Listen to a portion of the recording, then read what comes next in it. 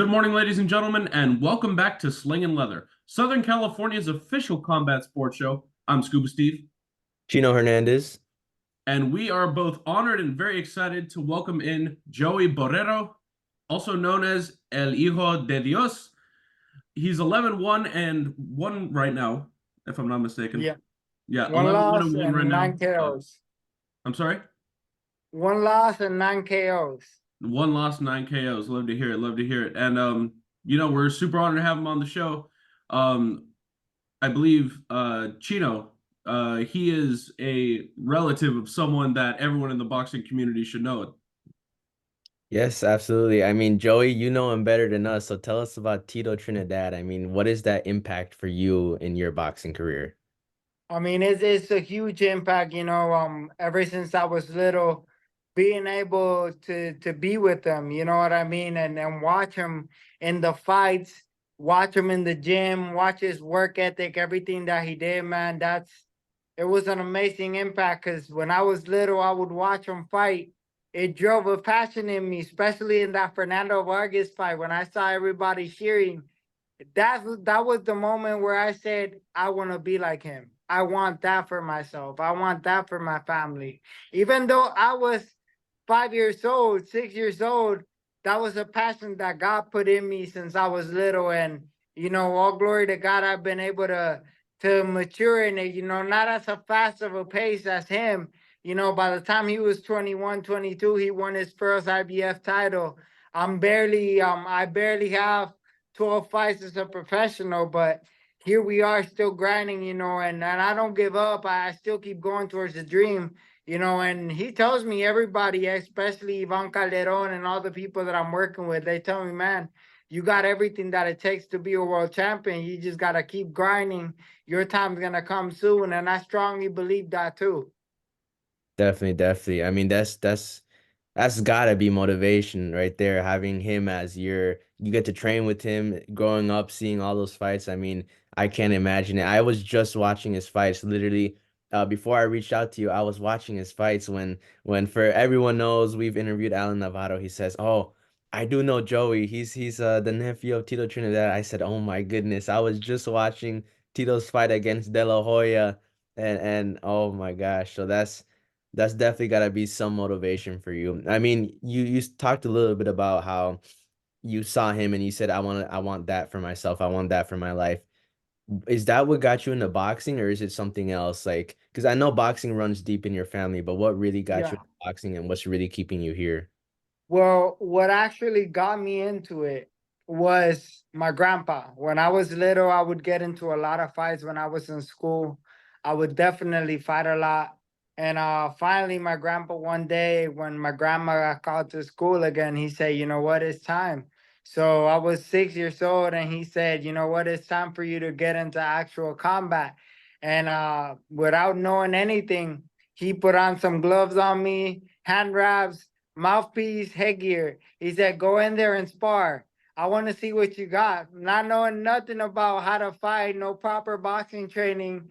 I smoked one of the kids that was like a really nice amateur fighter, had like 21 amateur fights.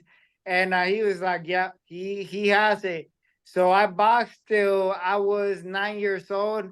Then he passed away. I went into depression till I was like 15, didn't want to touch a pair of gloves again. But at 15 years old, I went to Vegas and I finally picked up my boxing career over there, became one of the top national fighters. And from there at the age of 20, I debuted as a professional. Um but yeah, the reason why it's kept me in this, first of all, is El Hijo de Dios, is my relationship with God, my family, and the driven passion that God has put in me to do this since I was little. It's not a coincidence that I was born into a family that has a long history of boxing.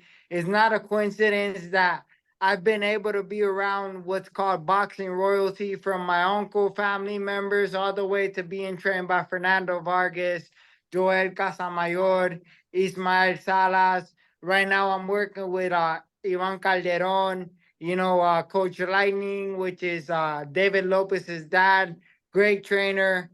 a lot of different boxing royalty that I've been able to work with, and I don't take it lightly. I just look at it as like, you know what, God, you've destined this for me, and all I have to do is work towards it and believe that it's gonna happen. Definitely. I mean that's miraculous to hear all that. I mean, you just mentioned some legendary names, David Lopez, Fernando Vargas. I mean, I grew up watching him too, and from my dad because he used to watch boxing as well. So that's how I got introduced to it. And so it's kind of cool hearing all that, hearing how you get to train with them. But yeah, that's wild. Amazing. I'm kind of curious, Joey, when you're such a young kid and you're seeing like, you're getting your first hand wraps, you're getting your first gloves thrown on, you're getting your first mouthpiece, your first headgear in. How do you think that approach is to sort of finding out what that person has? That's not going to be skill, but it's what they have inside. How valuable do you think an experience like that was for your interest in boxing? It was a big impact.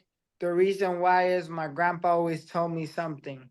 You have something that you can't teach, and it's heart. Because in the first half of that sparring, I was getting lit up. Hmm. I was getting lit up, boom, boom, boom. And after 2 rounds of me getting hit, I was like, I got tired. I was like, all right, let's go. Let's go. Instead of me like quitting and I don't want to do this no more. I had heart to keep on going. And then after that, I went when the kid was tired, I just lit him up. And people were like, man, this kid's good. And my grandpa, that's when he said he's never boxed in his life before. He's a street fighter, but he just gets into a lot of school fights and never put on a boxing glove. But now, when I was able to demonstrate that, I was like, man, you know what? I love this. To be able to do it in a controlled environment, it demonstrated a lot because there's one thing, there's fighters that are good until you hit them, until they get hit. But once they get hit hard or they get hit, that's when you know, okay, does he have the heart for it? Is he gonna get discouraged or what's gonna happen? You know what I mean? And that's when I realized that that's a big part of it. If you don't got heart for this sport, if you don't got heart to get hit and hit back, there's no reason why you should step into the ring. I mean, Teddy Absolutely. Atlas said it best, right? A fight's not a fight until there's resistance. And how a fighter reacts to that resistance, that's the making of a real fighter rather than just someone who's in an exhibition. Oh, shoot. Did my internet go out? Guys, can y'all hear me? Yes, sir. Oh, shoot. My bad. I'm sorry. My Yeah, we can internet, hear you now. I think it was cutting out a little bit, but I think you should be fine now. But no, I mean, my bad. yeah, you good. But no, I mean, I agree with that. And I mean, you've been around like all these. You've got to be in these sparring positions and got to train with some legendary people. But for you, what is the dream, I guess, for you? Is it the belts? Is it the fame, the money, or is it like a peaceful living, like setting yourself up for the future and being able to live the rest of your life free? What is Listen, the goal?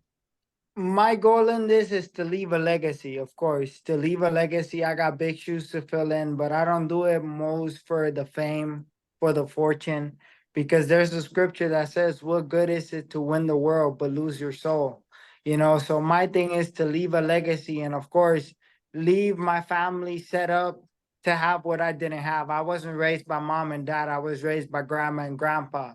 I was raised from a real old school background, you know what I mean? And I was blessed like that. And I want my kids to have what I didn't have. I was sometimes going to school with like shoes that weren't named brand. I was getting made fun of because I didn't have a mom, didn't have a dad, things like that. But I grew up with a lot of love from my grandpa, from my grandma. And I was extremely blessed because when I grew up, I was able to realize, man, when I came back to Puerto Rico and I see everything that I came out of, I'm like, man, this was the happiest I was when I didn't have name brand shoes, when I didn't have all these things, even though kids would make fun of me and I would fight because of that.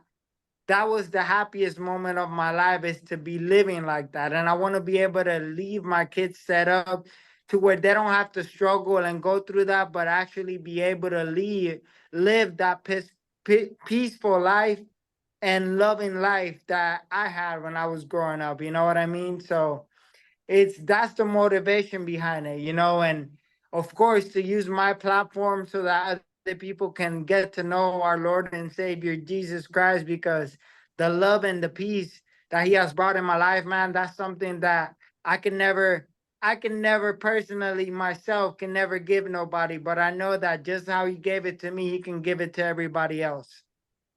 Absolutely. And hearing all that is definitely beautiful. But you know, when you say you want to leave a legacy, to you, what does legacy mean? Like what when they say Joey, what do you want people to remember you? Like what is legacy to you?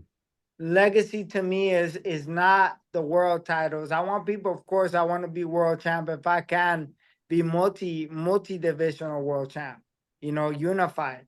But what I mean is, when people talk about me, do they remember just a boxer, or do they remember the man of God that was there in the ring? Do they remember me just as a great fighter, or are they going to remember me as a great dad, as a great mentor, as a man of God, and a great role model? Because that's what boxing is missing nowadays. Before, we used to have great role models in this sport. Now it's all going downhill. Everybody's after the streets, trying to live boxing and the street life. You can't do that. You're either committed to one or committed to the other. You know what I mean? Like, I want to give those kids the impression, and not impression, but actually the example. You know what? There's still boxers out there that are still doing good things, even though they're out there, they're famous, they're known, they're doing the right thing, they're helping out the poor, they're giving out help to the families. I would love to go to Mexico with some of the money that I'm gonna make and buy clothes, buy toys, buy things like that for some of the kids out there that need it. I would love to go to Africa, the different parts of the world, and be able to give those kids the opportunities, the blessings that here in America we take for granted. Definitely. That's amazing, Joey. I mean, you don't hear that much nowadays, especially in boxing, like you mentioned. Feels like everybody now is just wanting to make the money, wanting to make the big money and keep it for themselves. So you don't really hear that humbleness in boxing anymore. I agree 100% when you say boxing has kind of left touch with all that whole reality of it. So that's amazing that you're pursuing that and that you continue to want to, help the world out. So I definitely applaud you for that. Thank you, man. You know why? What was boxing called before? What was the name of the sport of boxing? It wasn't pancration, was it? No, No, that's it MMA. was, That's the other one. yeah, poor man's sport, the poor man's sport. Oh, Before, you were able to be a homeless man and be able to get up, go to a boxing gym, win a couple of national titles, become a great champion, and be able to make crazy amount of money, crazy amount of living. Nowadays, you need money to become a big name in boxing. Look at how much the sport has changed. I'm talking about Jack Dempsey times, those times where literally people were fighting for food. Manny Pacquiao is one of those modern day champions that I admire, because if you hear Manny Pacquiao's legacy, Manny Pacquiao literally started fighting in the Philippines for a bag of rice as a professional. He wasn't making money, he was getting paid for with a bag of rice to feed his family. It doesn't get no better than that, because he literally was what I believe is the last legacy of the poor man in the poor man's sport to make it. no, definitely. Because you see all these guys now, especially in the influencer side of boxing, all the YouTubers and those guys that are getting into it, they've not only started trash talking, I feel like they've gone a step above what is actually acceptable with the trash talk. Because you go back to a fight like Logan Paul and Dylan Dennis, for example, Dylan Dennis is tweeting a photo of his girlfriend doing X, Y, and Z, whatever it may be, for the entire month leading up to the fight. Do you think that I mean, on one hand, I'm sure you probably believe it's good people are just watching boxing altogether, but do you have a problem with the way that they're even pushing the envelope even further with their trash talk on the influencer side?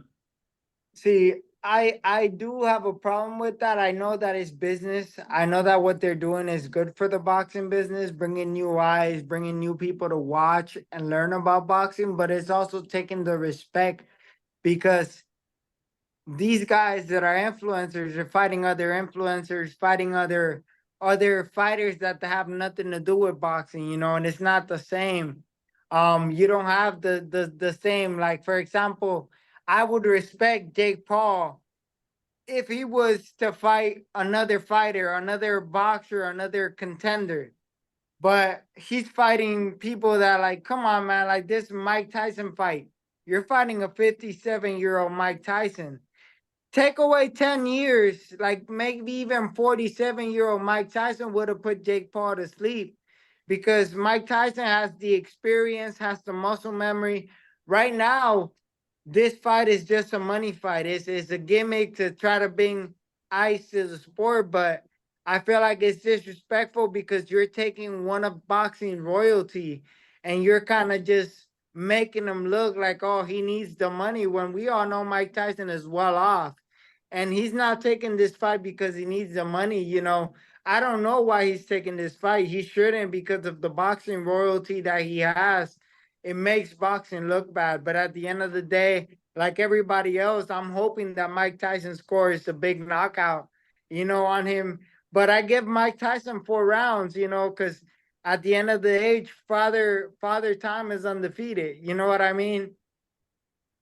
Yeah, and Absolutely. especially with a guy at that age, despite the experience, despite the knockout power, despite the speed that it still looks like he has, the age discrepancy and what that will do to your chin is so significant. And at this point, if Jake Paul, it's obviously for the bag. Mike Tyson, when he was going to fight Roy Jones back in, I believe that was 2019, if I'm not mistaken, or Yeah. 2020, he said something so chilling and so appropriate for Mike Tyson. He told Joe Rogan, "The gods of war have called me to battle again." Like he rekindled that ego inside. I think part of me believes he wants to shut this dude up, and he feels like he's one of the last old heads that might be able to actually do it, like or at least from his era.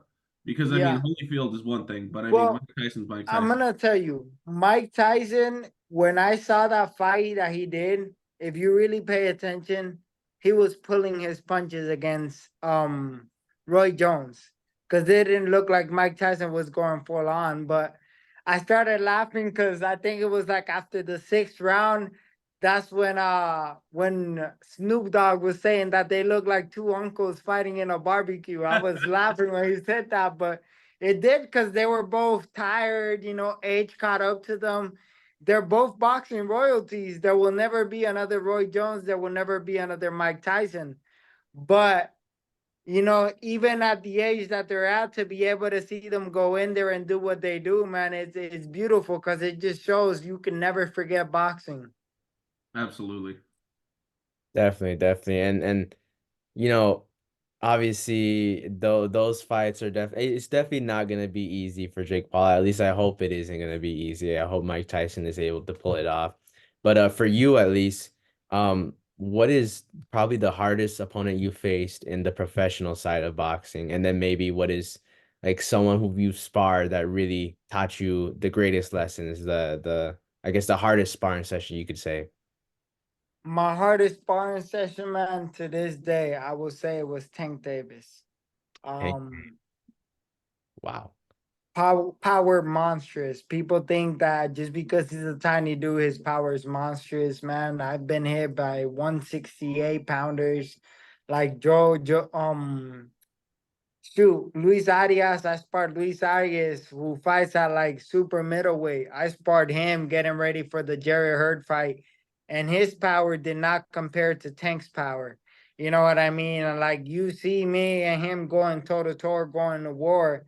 Um, Now, as far as fights, I would say Juan Santiago, who was also an opponent for El Diamante Verdejo, and he was one of my toughest fights. Also, a Mexican dude that people look at his record, dude's like 0 and 28 or 0 and 29. But dude was from Guadalajara, Mexico, dude. And that dude can take a punch, can give a punch, and he lasted me the whole 8 rounds in the fight. And it was like he gave me a headache, man, because you could hit him with the kitchen sink, dude would not go down. Man. I was gonna ask you about that. I saw a dude that was 0-26-2 on your record. I was thinking, I was like, man, I was like, I want to ask him about this dude. This dude must be something different. Yeah, it wasn't that he was boxing skilled.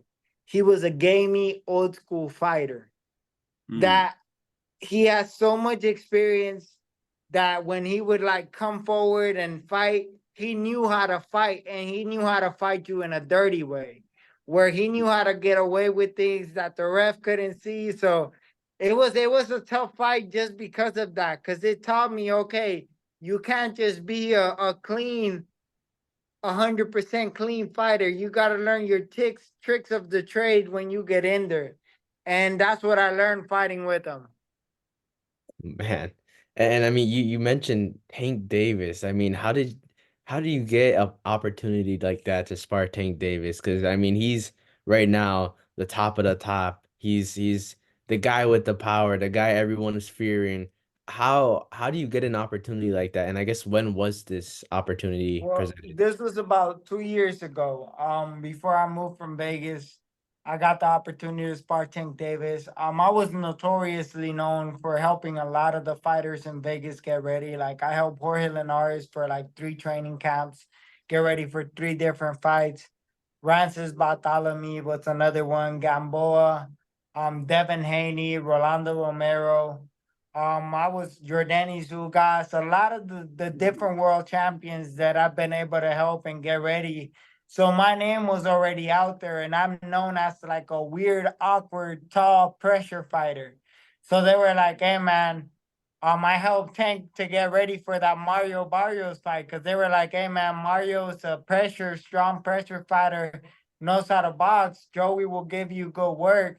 So they called me in for that sparring session, and it was an opportunity for me. I never turned down a sparring session, especially a paid sparring session. You know what I mean? I never turned those down. So it was a great opportunity, not just for me to be able to test my skills and to see what I have with the current top of the world in the Shane, but to be able to see how tough these other fighters are. You know what I mean? So before he retired, I wanted to fight Linares. My dream was to fight Jorge Linares before he retired. I was like, whenever I would work with him, everything that would cross with my mind was work hard till your idols become your rivals.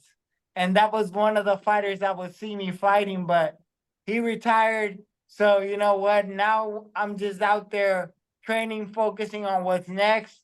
Because regardless if he's still in the game or if he's not, I'm still aiming for that number 1 spot.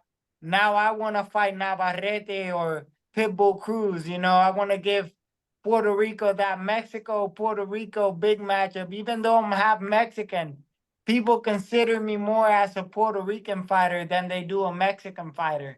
So I want to bring back that passion, that Oscar De La Hoya versus Felix Trinidad feeling, type of feeling, or Miguel Cotto versus Canelo Alvarez type of feeling. You know what I mean? So Man, yeah, no, that's definitely you definitely give that kind of aura. I could definitely say, wow, yeah, no, those are definitely what would you say is your dream fight then? Like if you could fight anyone or like the top the biggest fight for you in your career, what would be that fight?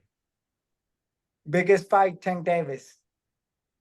Man. Tank Davis, just because I want to be able to show him. When I sparred Tank, that was like actually I was like 3 4 years ago. I was like 24 when I sparred him. I'm 27 now, so 3 years of experience that make a difference. And I'm aware that he has a lot more experience now, but I want to be able to show him, okay, you know what? We sparred. Sparring is one thing, but let's see if it's the same thing in a fight.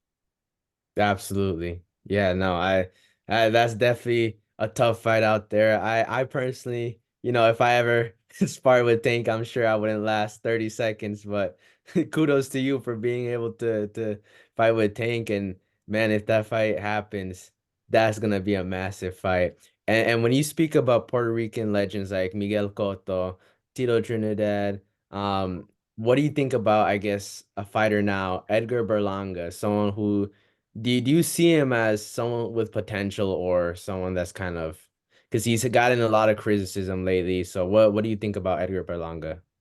Berlanga has a potential to become somebody big, but the problem is he's trying to chew more than he can bite off more than he can chew. I mean, calling out Canelo, there's gonna be a time, there's gonna be a place for that, but right now is not the time in his career. You know what I mean? Like I see him more like he still needs a couple of like tune-up fights, like 3 to 4 more tune-up fights where he can say, okay, now I'm able to put myself in that position. You know, I would give any day David Benavidez the opportunity to fight Canelo before I would give it to Edgar Berlanga. Even though he's from Puerto Rico, we consider him a Puerto Rican fighter. I still think that he still needs a little bit more of experience before he can handle a fight of that caliber. You know, we need to see him more with bigger name fighters, because the problem is a lot of his fights were first, second round knockouts. So he doesn't have that ring experience to see, oh, can he last? Can he work? Can he go through the rounds? Does he know how to survive? He still needs that test, that IQ, you know, and the fighters that they've been putting him with lately, they've been testing him. And he's been able to go through those tests, but we need to see him go through more of that to be able to see, okay, does he belong in that championship caliber? And it's more of a And test don't get of me the wrong, technique. I completely believe in him. Don't get me wrong, I completely believe in him. But I also understand that this is a game that boxing is a sport that you can't play with it. You have to be a completely dedicated and be able to show what you have. Do you think Definitely. it's more of a test from like a physical standpoint or more test from like a technical, like greater levels of technique, greater levels of insight while in a competitive setting rather than just in the ring? I would say it's more of a technical, he has to be more of a technical and mental standpoint before he can take a fight like that. Mhm. No, Definitely, definitely. And when you mention like being disciplined, I guess my thoughts or one question I want to ask is what do you think about Ryan Garcia and everything that's been going on with him lately? I mean, today we just found out that he missed weight by 3.5 pounds for the Devin Haney fight. So now the belts are off the line. But what do you think about Ryan Garcia and his antics lately? Do you think that's something that maybe he's not really disciplined, his mind is elsewhere, or I guess what are your thoughts on him? So with Ryan Garcia, man, I would say that he's the way that he's going about it, he's trying to play mental games, but at the end of the day, Devin has way more of a boxing IQ for that. You know, I don't see him lasting that fight the whole 12 rounds. Maybe a late knockout, like a 10th, ninth round knockout by Devin. But the thing is, he's been playing too much. He's playing too much with fire. You know what I mean? And that's what it is. You can't play like that with this sport. You have to take it serious. You know, they're both great caliber fighters. I can't take nothing away from Ryan. He knows how to sell, but the way that he's going about it, like especially me being an actual Christian, and like him, like this last interview that he had, he's thanking Jesus, but at the end of the interview, he's out there cussing and cussing up a storm to everybody else. That's not an example that we Christians should give, because that doesn't come from a real godly man. You know, out of the abundance of the heart, the mouth speaks. So whatever your heart is full of, that's what you're gonna speak. And if your heart is full of God, that's what you're gonna talk about. But if your heart is full of evil, selfish intent, different things, that's what is gonna come out of your mouth. You know what I mean? And you know, I'm not here judging nobody, because none of us are perfect. We all fall short. But at the end of the day, that's not the example you want to give these kids. Even if you're fighting, and even if he does win, that's not the type of example you want your kids to see.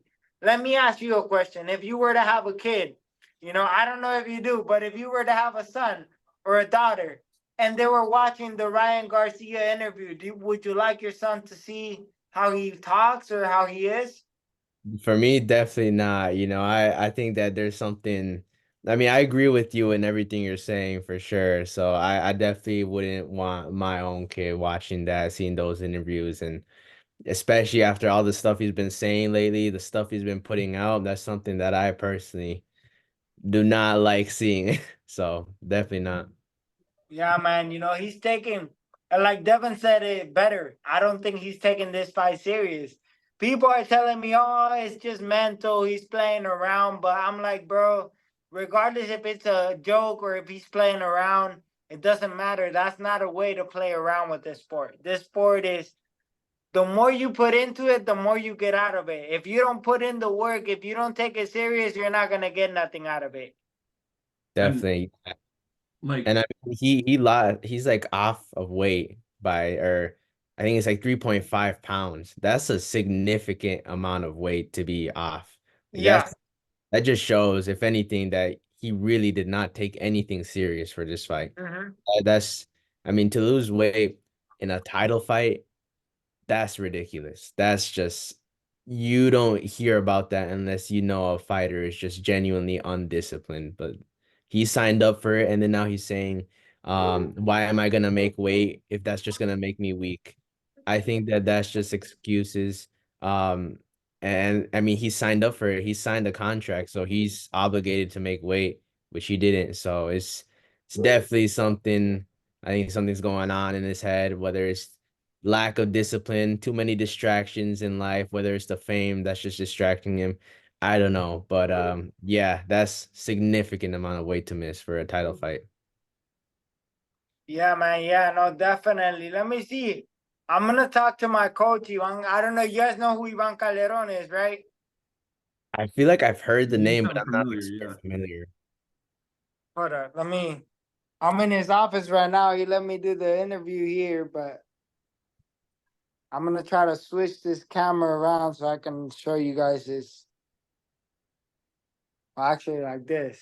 So that's him right there. Oh shoot, look at that. Oh, yes, I do know who he is. Wow. Iron That's Boy. awesome, dude. Yes. So that's my coach right there. I'm gonna see if he's able to hop in real quick, drop a couple words. You know what I mean? So you guys can get that on there too. So Absolutely. We appreciate That that. would be That's, awesome, dude. Yeah. hey, you say his name is Ivan, right? Ivan? Iván, Ivan Calderon. Ivan. Iván, ¿tienes tiempo para salir un podcast o no? Like, ya 5 minutitos para que te hagan interview en el podcast. Okay. Yo me voy a Okay.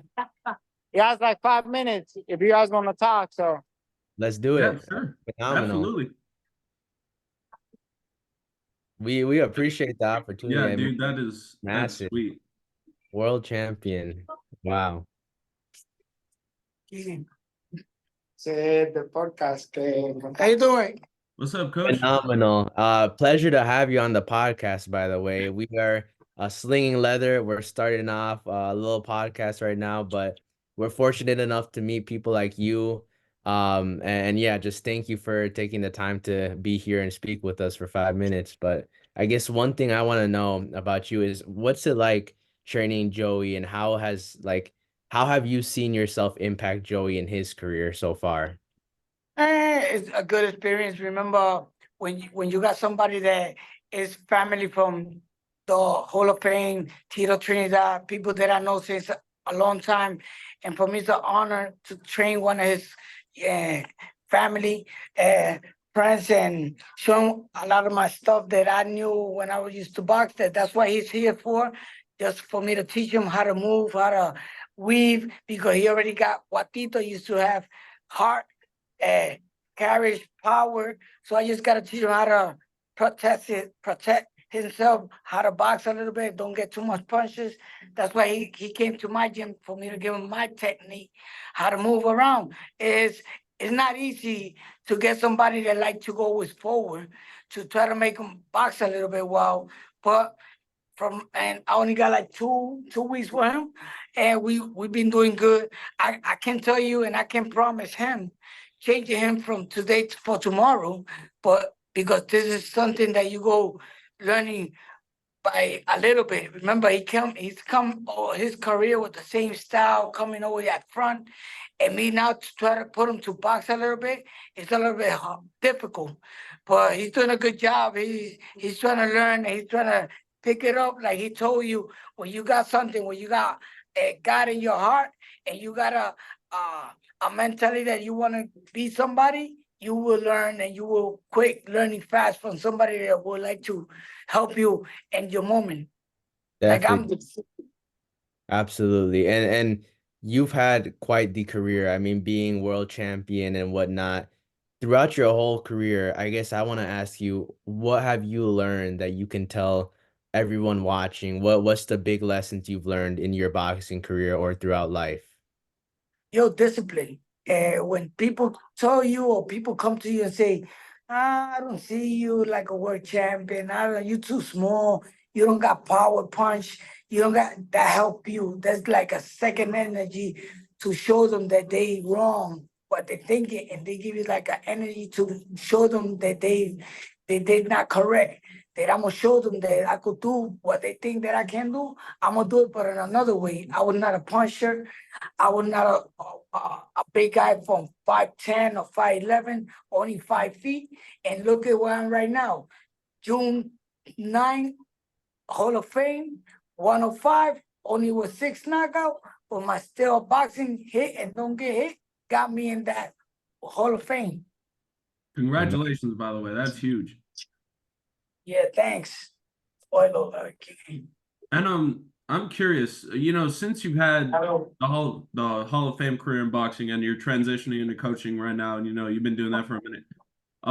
Which experience, or should I say, which experience do you feel like more fulfilled by? Was it going in there and showing that you had the medal, or is it training guys that are going in there to show if they have what it takes and giving them the tools to go and do that? Yo, both, because sometimes people think that just because you was a good boxer, like maybe un Mayweather, un Tito Trinidad, un Miguel Cotto, but sometimes those people that they was good boxers, but they maybe not good teachers. And people or boxers that did make a good career, like Freddie Roach that never been a world champion. He stood like I was not a world champion, but I got to make a world champion.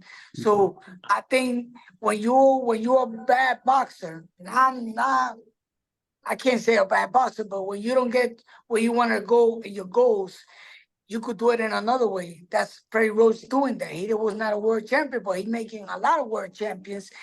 And I want to be something different. I was a world champion, and I want to make a world champion that I could show the people that I could have both things. I could be a good boxer and I could be a good trainer.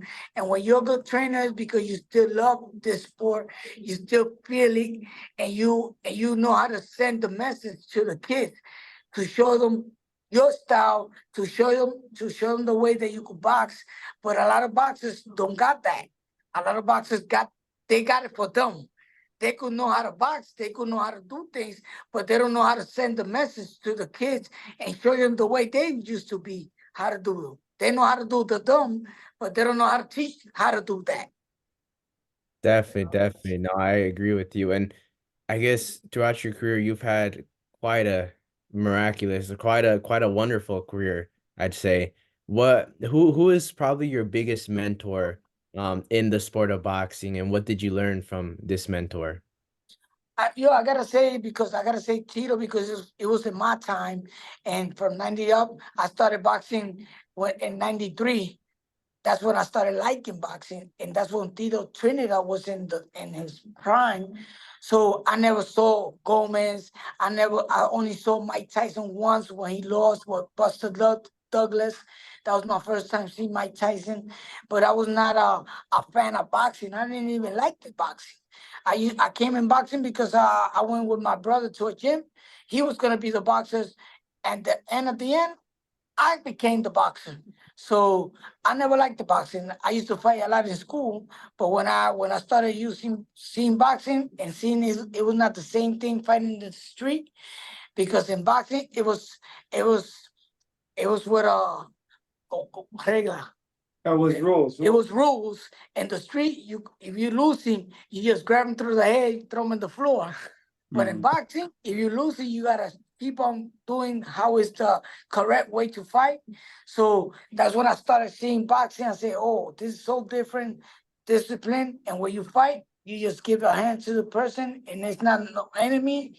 So that's why I started putting my focus for the boxing and leaving the people saying that I was not gonna be nobody because my height, and that's gave me the second hand and say I'm gonna show them they wrong.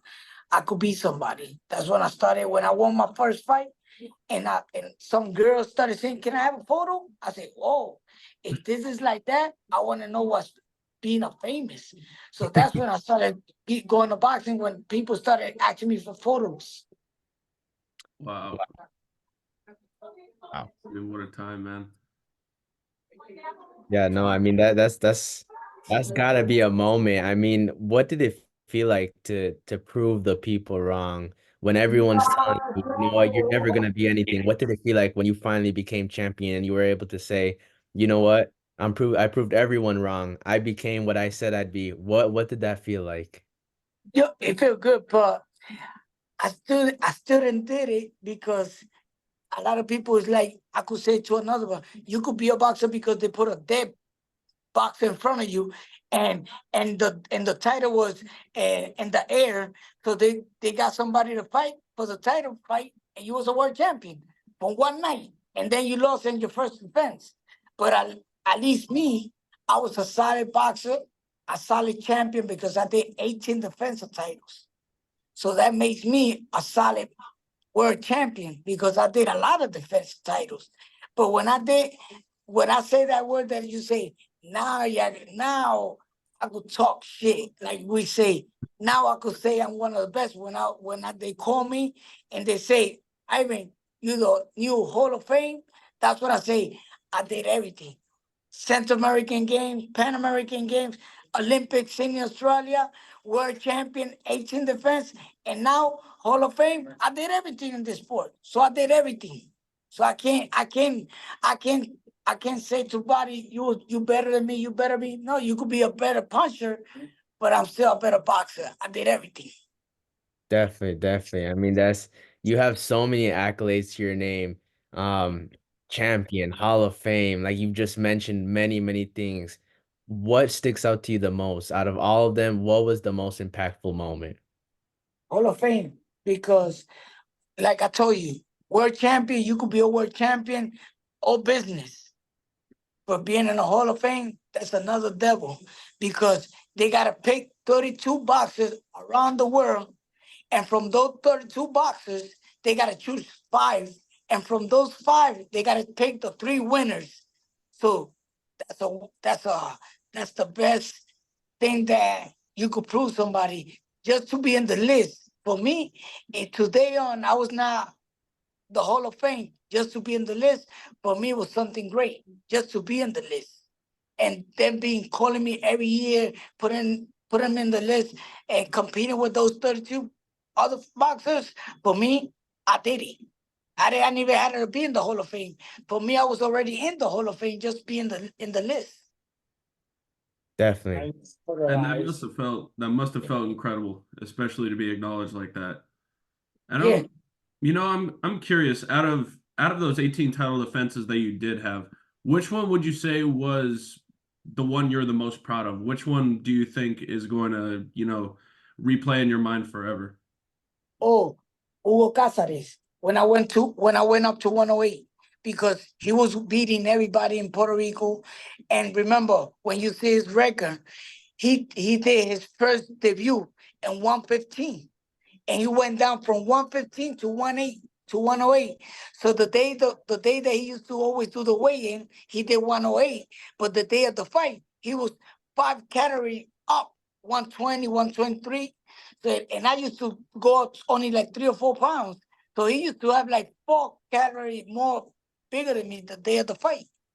So for me to beat that guy, not once, twice, it got me in another level. At least here in Puerto Rico, it brought me in another level because I got a rematch from all the boxers that he beat from Puerto Rico. They got me to beat him, and I did it. Wow. No, that's huge. 123 versus like 10 or like 111 if you're going only up 3 pounds over the limit. That's a Yeah. huge discrepancy. Yeah. Yeah, Yeah, that that's happened. That happened to me in my last the fight that I did with Giovanni Segura. The second rematch, I did one like 114 the day of the day of the fight. He did 130 the day of the fight. Yeah. This So sounds I like was I should fight outboxed. in the UFC. So I was outboxing, but when I get toe to toe with him, he picked me up. I say, "Whoa, where I'm at?" So I had to outbox. He got me with a good body shot. I say, "Forget this. I'm going back down to 105."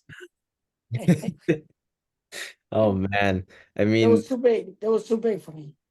too big. Yeah, no, I've had my fair share of sparring as well, and I'm definitely smaller, so sometimes they don't have as many guys for you to fight, and I've been in situations where I had to fight guys much bigger, and man, it definitely hurts when you're getting punched to the body. Definitely, that sucks. That really sucks. Yep. But Yeah, at least I did everything. I got my story. I got my name. So the good thing is I still could talk good. I didn't have no two more punches. Everybody say I got 3 losses, and the record says 3 knockouts. But really, there was 3 knockouts in the body that I stood down waiting for the countdown. But I never, in my whole career, I never got knocked out in my draw. They never dropped me out or uncomfortable. Inconsciente. Out cold. Out cold. I never felt that kind of knockout. I only felt a knockout in the body. And you go ask whoever boxer, the worst punch that we could receive is a body shot.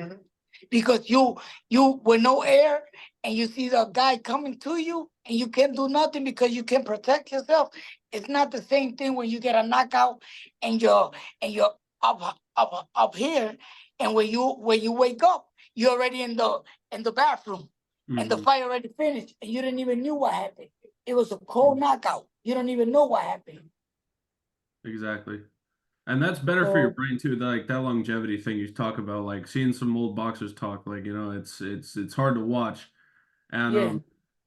yeah, it gets rough, man. Yo, but right now, at least I could say that when I talk to my guys, I say, yo, I didn't do what a lot of people didn't do by giving a lot of knockouts. And I explained them, I say, I did have power punches, but when you fight with guys that go up 30 or 15 pounds more than you, and I know I can't fight with them body to body, so I gotta use my intelligence. Hit Hmm. and don't get hit, and use what's the name of the sport, boxing. Because if you want to mix it up with UFC, so that's the kind of fight that a lot of people want to see, toe to toe, blood, get cut.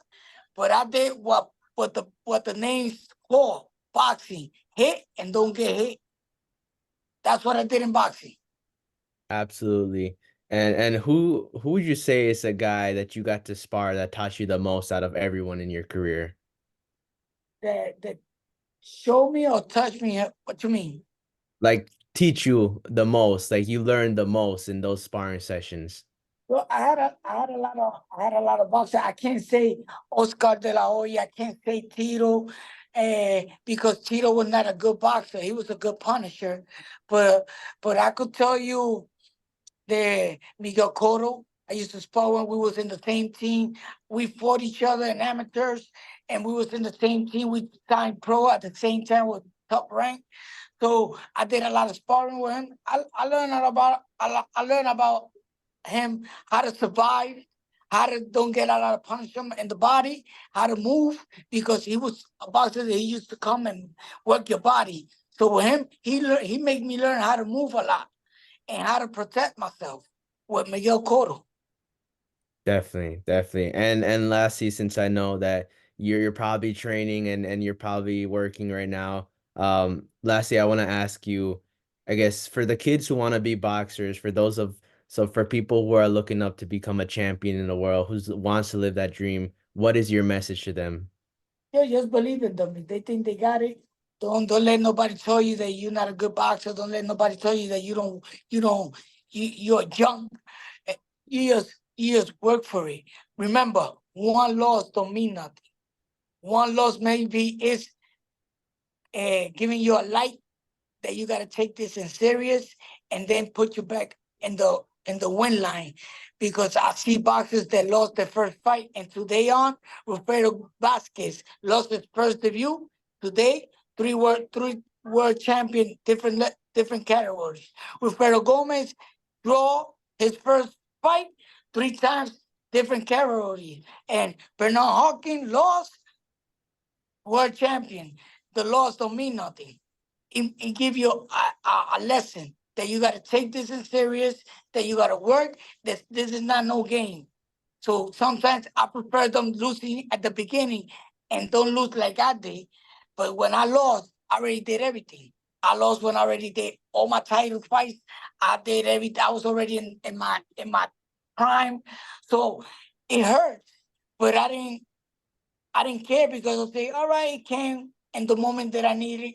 It came to open my eyes. So now it's my time to say goodbye and don't mess it up and leave it nice, my record, and don't just keep on fighting just to fight and just to get money. Let me leave my record good and retire with honor. So that's what I did. Definitely. Well, thank you so much for your time. Thank you for speaking to us. I mean, this is amazing to speak to you, and we wish you the best training, Joey. And yeah, pleasure. Yeah, All thank right, you man. so much, Thanks. Joey. Or, Man, that was man, that was exciting. awesome. Thank you so much. No Absolutely. problem, man. Wow. I mean, having him in your corner has to be motivation, has to be something. It has to mean a lot, doesn't it? Yeah, it's learning from people that I grew up, watching when I was little. He was like my uncle when I would watch him. It was him, my uncle, and Coro that everybody here in Puerto Rico would watch. And that was a big thing. Hold on, give me one sec. ¿Quieres que me vaya? Va? Salgamos fuera. Oh, okay. It was a big thing because him, my uncle and Cotto were three fighters we grew up watching, you know what I mean? And it's big being able to be around him and around my uncle, and have that type of advice, two people that I grew up watching, like, man, this is amazing. It doesn't get no better than this. Definitely. I Mhm. mean, I definitely, even just talking to him, I felt motivated to Definitely. He's got a quality about him. His enthusiasm, the way he gets you fired up. He's like engaged. Absolutely. Yeah, no, definitely, man. The way he trains, he carries that into his training, and it's definitely great, guys. Is a blessing, to be honest. Is a blessing to have that type of input as a fighter that wants to become a world champion, having it from somebody that's already been there. Absolutely, absolutely. And before we end off, because we're closing in on time, last few questions. I one of the questions I wanted to ask was, Fury versus Usyk. That's a big fight coming up, and also Canelo versus Munguia. First, we'll start with Usyk and Fury. What do you think about that fight, and how does it end? Usyk wins. Usyk is gonna outbox Tyson Fury, but I think Usyk can drop him in the 6th round. Due to the fact that Tyson Fury just have boxing, but if you notice, Tyson Fury does not have a good time with actual boxers, does not have a decent time. He has trouble with actual fighters that know how to box. And Usyk, he's a great boxer. For his weight to be able to move from cruiser to heavy and still dominate in the heavyweight division, that's amazing. And now Canelo and Munguia, I got Canelo winning. Munguia is still a young buck, and what Canelo picked off Munguia to do is Canelo basically did what Floyd did to Canelo when Canelo was younger. Yeah, Pick a young Canelo that has trouble with boxers and basically gave him a boxing lesson. he's gonna lose and get back up because he's gonna lose against the best fighter there is. You know what I mean? So that's another opportunity that he's giving one of his own.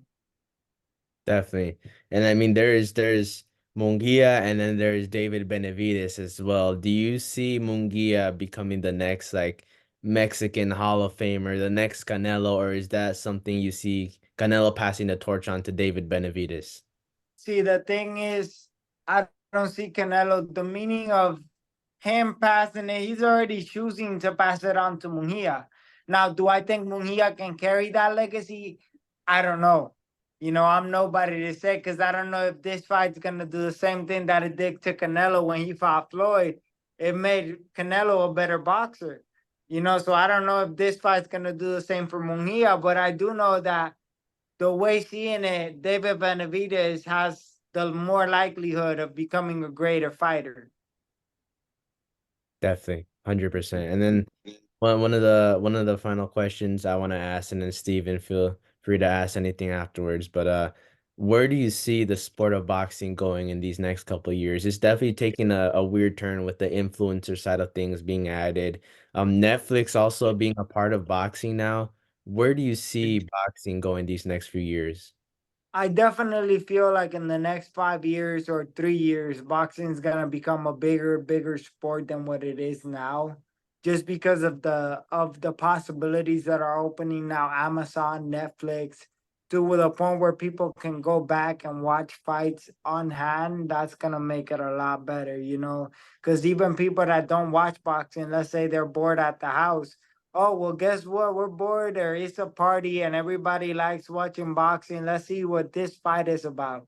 They'll play the fight, and even if they don't watch it, they'll start getting interested in the sport. You know, so it's opening up a lot of bigger platform than it was with HBO, with Showtime, with all that. You know, that's why if you see Showtime, HBO, ESPN boxing, all of them pull back because now people can stream it, you know, through Netflix, through Amazon, through YouTube. So they can't compete with networks like that. Definitely, definitely. And I'm curious, are there any up and coming, young fighters other than yourself, obviously, that should that you believe could realize some huge success in their career? David Lopez at 140, that kid is a force to be reckoned with. I've sparred him myself. He's my coach. He's my co-fighter because me and him do training camps together, and that kid, he's something special. You know, I've seen him. I've seen plenty of sparrings of him dropping people, playing around, toying around with people, and like I said, by the time that kid is my age, he'll probably win or already have 2, 3 world titles. So that kid is something to look out for. Him and Carmel Moulton. Mm. Yeah, that dude's Oh, something special. one of my favorite fighters right now, Carmel. That guy is dangerous. Hmm. Me and him used to go to national tournaments, USA nationals and all that. And, you know, we used to travel together. So I know that kid has a great pedigree and the way his dad's been training him, everything. So yeah. Yeah, and do you have any fights coming up yourself as well? Stay tuned because either May 11th or May 18th, I have some coming up. It's not official yet, so that's why I haven't announced it, but stay tuned. If you guys follow me on Boxing Joey on Instagram, you guys can stay tuned to all my boxing info. And Joey, El Hijo de Dios Borrero on Facebook, that's where all my boxing news are. Absolutely. Perfect way to end it, man.